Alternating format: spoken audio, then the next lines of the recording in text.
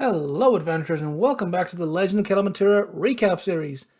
This time, it's again. Been trying to remember to do these more regularly. So this is the recap for session 15, which I've called "New Faces, New Places, and Fuck Me, It's Cold," because you will see why.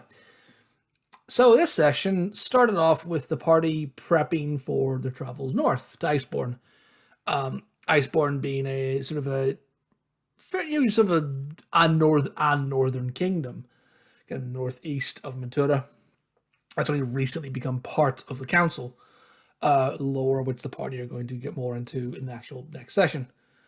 But so I said, it's a kingdom on the northeast where they're headed for. Well, one, they've been asked to go look for defiant stuff up there by the council, and two, they also have a lead on a sword type thing that Achilles is looking for.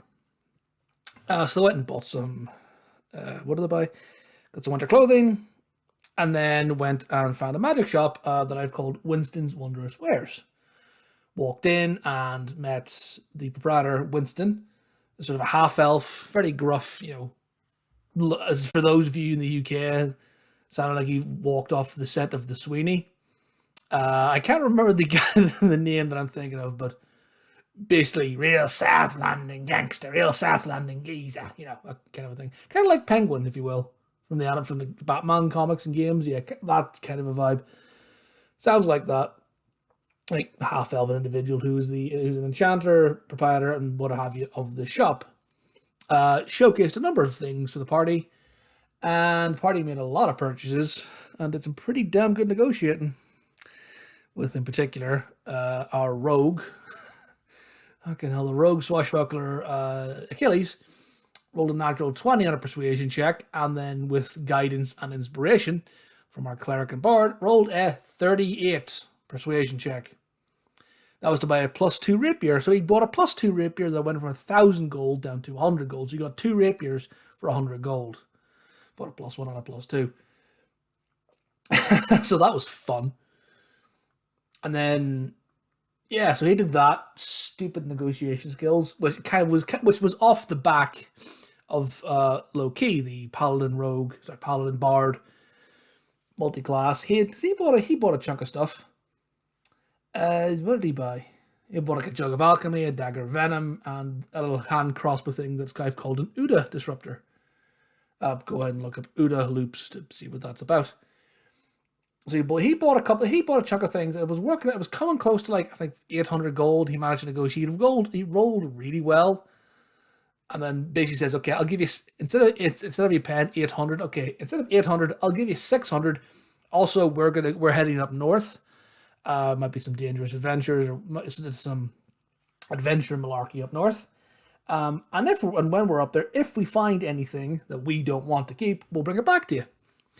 So it's the kind of the promise of, okay, well, you're giving me, you're getting a discount, but you're also going to give me things. And he's like, "Oh, that works for me." So, yeah, so Achilles came in off the back of that and got advantage in the persuasion check because he was with LoK and people were sort of helping and talking him. Yeah, my party have broken the economics of my world already. And then a few other people bought like beads of nourishment, like +1 daggers, like wand of detect magic, that type of thing. But yeah, pretty standard, just standard shopping episode. Because we got hit by technical difficulties, which made things drag on a bit longer than they should have. Slowed us down a good chunk. Kind of fucked up my ending. Because I had things planned for the ending, but it didn't happen. Sure, we're going to start the next session like it anyway, but here we go. It was also during the shopping trip that the party met Ariadnae. It was an Air Genasi Monk, way of the astral self, from like a monk colony to the far, far north. I've already forgotten the name of I don't think she had a name of where she was from, but a colony of monks, the Andvari dance, like Andvari dancers, like a way of movement which she turned into combat. And there's also a Zephyrkalia type thing, the initiation the monks go through with the Zephyr's fingers, like a series of like trees / rock, petrified trees / rock formations in the middle of the sort of Arctic tundra, if you will, that the monks use as a meditation focal point type thing. Ariadnae was just kind of in the shop at the time, got talking to the party, and then says that, just kind of, one, critiqued their winter clothing, saying that the clothing you've bought's not great. I mean, it'll do, but you need something a bit better than that if you're going to go anywhere that's properly cold. So, offered her services in that regard, and also says, well, I'm kind of familiar with the North, so sure, well, why don't I tag along and help you guys out? So the party came to some agreement on that. Went off, traveled north. It was it was a bit of a journey. I think about 12 days, just over 12 days of travel to get to Iceborne. Along the way, they made a quick stop in back at Golden Fields, check in on the goblins and what have you. Things are going really well. And went further and further north. And then, as I want to do, at a certain point along the road, the party got their first glimpse of the ice picks. The vast northern mountain range that is the northern border of the council. And then you could just see in the middle of one of the ice picks what looks like this sort of odd shape. Didn't look like a mountain, didn't look like a building, which you then realize, oh, that's Fort Titan. A fort that is literally built onto the corpse of a Titan. Because there was a Titan attack in my world several years ago. So Fort Titan's built into that. You kind of go, oh, well, there's Fort Titan in the distance, but then you guys turn right. You see it, and then turn away from it. Ooh, interesting thing over there, go this way. And then carried on for a few more days, which they... I don't think I actually named the Northern Road, but it's like the Great Northern Road, and then turn right onto what's called the Frost Trail, which is the road to Iceborne. And then at some point, I don't think I mentioned this in the session, but at some point they had actually left the continent of Mentura. It got into the foothills of the ice picks. So they left the continent of Mentura and we're actually now technically in the wastes. Kind of in the permafrost, early Arctic Circle. So it's cold. It's not heavy snowfall because as things stand, I do have a calendar. As it stands, the party are getting there for what will be the equivalent of the 1st of September. So yeah, it's cold. There hasn't been any heavy snowfall yet. There might actually be, there probably will be some snowfall while the party's here. Because it's sort of at the turn of the seasons. But, that'll be something I'll have to come across. And then when they were nearing Iceborne, still a couple of days out, the party were attacked on the road by a group of giants. 2 cloud giants, 4 hill giants. A bit of a fracas broke out, a bit of a kerfuffle, which ended in the giants' surrender. Basically, the party ended up killing one of the giants. Well, I said the party, Sir LoK, killed one of the giants, basically single-handedly. In fact, there may have been some outside help, I don't really remember. But, yeah, fucking LoK, he's built to go Nova, and then he's useless, effectively, in combat. I don't mean he's useless, but LoK hits hard. He hits really hard. Like smite, burning act, bonus action, smite, is all mad. It's like, oh, dear Lord, what the hell? He hits like a truck. So I think in the space of like 2 rounds, killed a hill giant. And then killed a hill giant. And then I think in a single attack, it's like 50 or 60 points of damage to one of the cloud giants. Who, their SC is not terribly high, but they're a sack of hit points. And then the rest of the hill giants were kind of getting wheeled on by the rest of the party. Now the giants were giving a good account of themselves. They genuinely were. I never actually got the hit point total from Ariadnae, but she got walloped. I got the shit knocked out by one of the hill giants. I think the hill giant landed, 4 or 5 attacks on her, each one dealing like 15 to 20 points of damage. So yeah, I think from memory, she probably would have been like sub 20 hit points. I think 1 or 2 more attacks probably would have done her in. And then the rest of the party got a bit of a beating as well. But, give a real good account of themselves. But the giants had anticipated this being a much easier fight. They thought they would have gone down, battered a few people, maybe squashed 1 or 2 of them, and then the people would have surrendered. Turns out because that's what had happened in the past with these giants. But the scallybags don't work like that.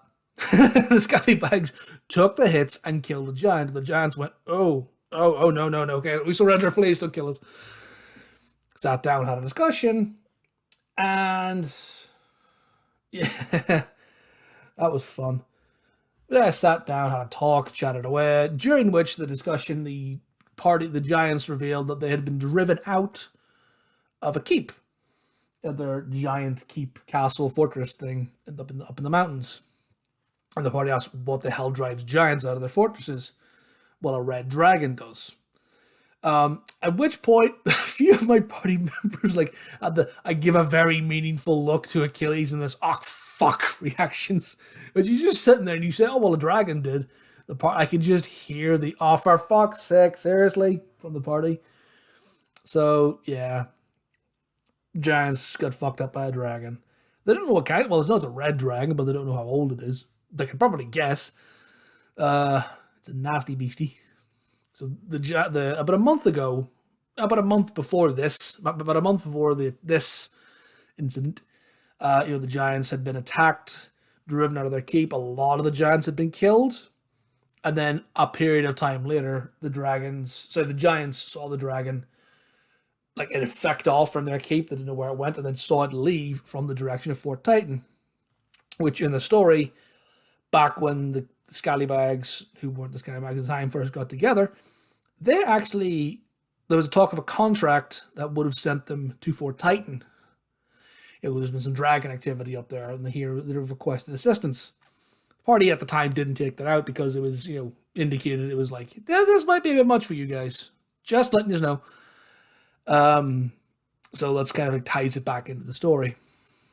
But then the giants said they saw the dragon leaving and looked pretty fucked up. So it went to Fort Titan. It fucked some stuff up, but it got royally fucked up. That'll come back at some point with the party, what actually happened. But yeah, there's a dragon that's grievously wounded somewhere in the wastes, in the great icy wastes. Oh, this was some time ago, but yeah, no, we'll see. We'll see what it was. The party will see it when they get to it at some point in the future. So yeah, I told them about that. And what else? And then at some point, the party actually said, oh, what are your guys' names? To which the DM had a 404 error because the DM didn't think to name the giants. Thought the party would have killed them, or just, you surrender, okay, fuck off, leave us alone. But my party are developing a type now where they don't want that. They like to rehabilitate. To be fair, low-key is an Oath of Redemption paladin.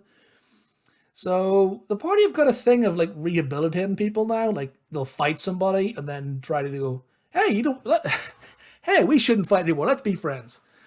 That's kind of a thing now for my party, which I don't mind, but it does mean I'm going to have to either make encounters a lot harder or start naming the monsters. To be fair, I do try to name them, but it's like, along the way you get attacked by giants. What's the giant's name? Shit. So, at a spur of the moment thing, the cloud giants were called Umagorn and Gormadan. Umagorn, which in giant means dancing wisps of cloud, and Gormadan means heavy clouds of rain, because they're cloud giants. Fuck you. And the hill giants were called Pebble, Rock, Granite, and Jim. And Jim was the one who died. So yeah, that fucking happened.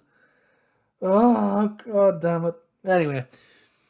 So yeah, party have now got some giants following them around. Well, follow them to near Iceborne. And they've kind of got to their last day of travel, as in they're going to arrive at Iceborne within a few hours. Oh, excuse me. Gonna arrive in a couple hours. To which they said, the giants, you guys should probably hang up in the tree line, whatever, you just sit there, wait. Excuse me. So the giants are going to hang back and wait, and the party are going to go off, go into town, introduce themselves, get some work, and then probably try to sell to the town that, yeah, we've made friends with some giants. Maybe give them some work, like protecting you guys. Well, we'll see how that goes. It might work. They might have to prove themselves first. But, certainly something that the town might entertain. Sort of be entertaining, from my point of view, to try and work that into the story. Like, oh yeah, these giants are now with the town. Right, okay, how the fuck is that going to balance encounters in the future? We shall see. And yeah, that's where things got left off. But yeah, kind of like back to like low-key killed one of the dragons. So, low-key killed one of the giants. Bjorn used Conquering Presence. He got a little bit of a buff recently.